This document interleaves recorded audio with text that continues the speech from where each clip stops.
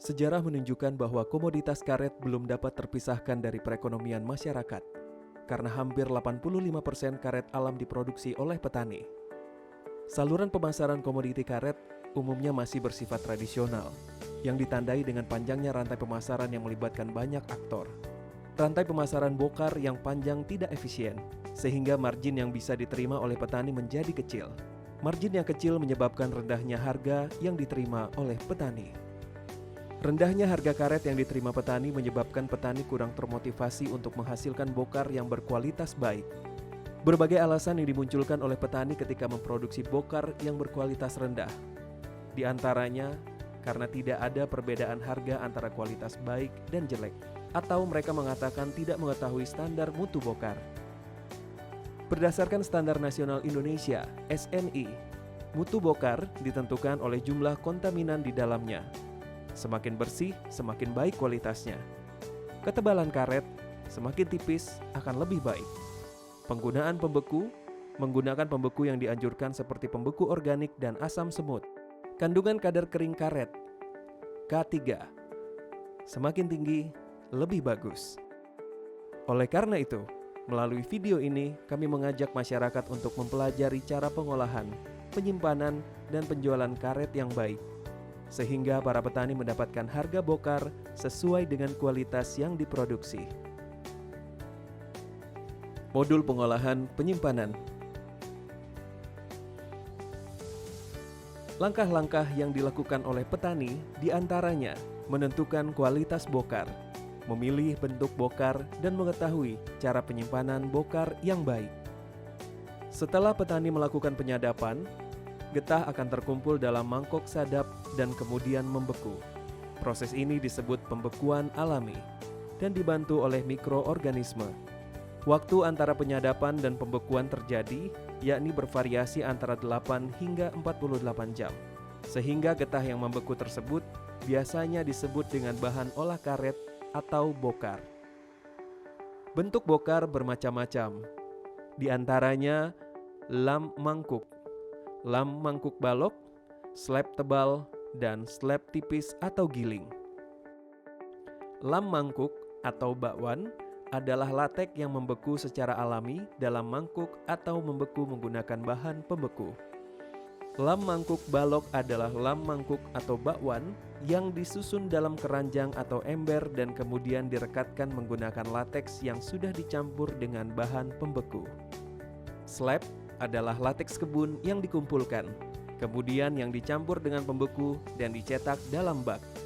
Setelah beku, dikeluarkan dari bak pembeku.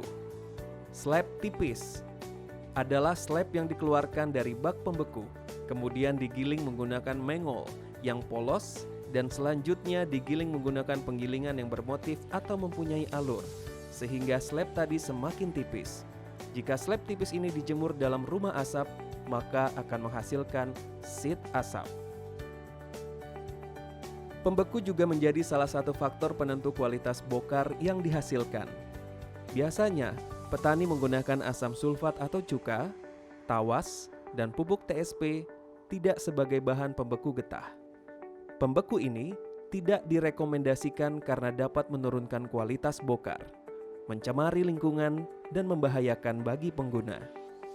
Asap cair menjadi salah satu cairan pembeku lateks yang sangat direkomendasikan karena merupakan bahan pembeku organik, tidak berbahaya bagi pengguna, dan dapat meningkatkan kadar karet kering. Proses penyimpanan juga mempengaruhi kualitas bokar yang dihasilkan. Kebiasaan petani untuk menyimpan bokar dalam kolam atau merendam akan menurunkan kualitasnya. Oleh karena itu, disarankan kepada petani untuk menyimpan bokar di tempat kering dan tidak terkena sinar matahari langsung. Bagi petani yang menghasilkan lam mangkuk atau bakwan, sebaiknya bokar disimpan di rak-rak sebelum dijual. Lam mangkuk tersebut dikelompokkan berdasarkan umur pengumpulan dari lapangan. Lam mangkuk yang kering ditempatkan pada bagian atas, sedangkan lam mangkuk yang baru diangkat ditempatkan di rak bagian bawah.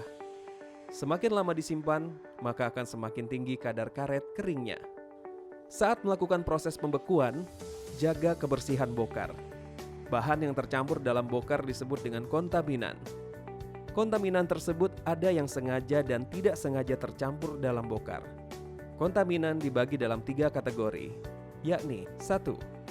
Kontaminan ringan, contohnya daun, tatal atau kulit kayu, dan serangga. 2. Kontaminan berat, contohnya tali rapia, karung plastik, tanah, lumpur, dan pasir. 3. Kontaminan karet vulkanisir, contohnya ban bekas, sandal jepit, dan busa. Kontaminasi benda asing pada produk ban dapat mengakibatkan ban meledak atau pecah saat mengemudi dan berakibat fatal. Ketebalan bokar mempengaruhi kualitas bokar. Semakin tipis ukuran bokar, harga lebih tinggi karena kontaminan mudah terdeteksi. Tabel berikut ini menyajikan kualitas bokar berdasarkan jenisnya. Jenis pengujian berdasarkan ketebalan. Kualitas pertama, sheet dengan ketebalan 3 mm, slab kurang dari 50 mm, dan lam kurang dari 50 mm. Kualitas kedua, sheet dengan ketebalan 5 mm, slab dengan ketebalan lebih dari 50 hingga 100 mm, lam dengan ketebalan lebih dari 50 hingga 100 mm. Kualitas ketiga, sheet dengan ketebalan 10 mm, slab dengan ketebalan lebih dari 100 hingga 150 mm, dan lam dengan ketebalan lebih dari 100 hingga 150 mm. Kualitas keempat, dengan slab lebih dari 150 mm dan lam dengan ketebalan lebih dari 150 mm. Bagaimanapun, harga yang diterima oleh petani akan sesuai dengan kualitas bokar yang diproduksi. Pendapatan petani dapat ditingkatkan dengan menaikkan kualitas karet dan memperpendek rantai pemasaran. Oleh karena itu, perlu diperhatikan mulai dari proses penyadapan, pengolahan, penyimpanan, dan pemasaran untuk memastikan harga terbaik.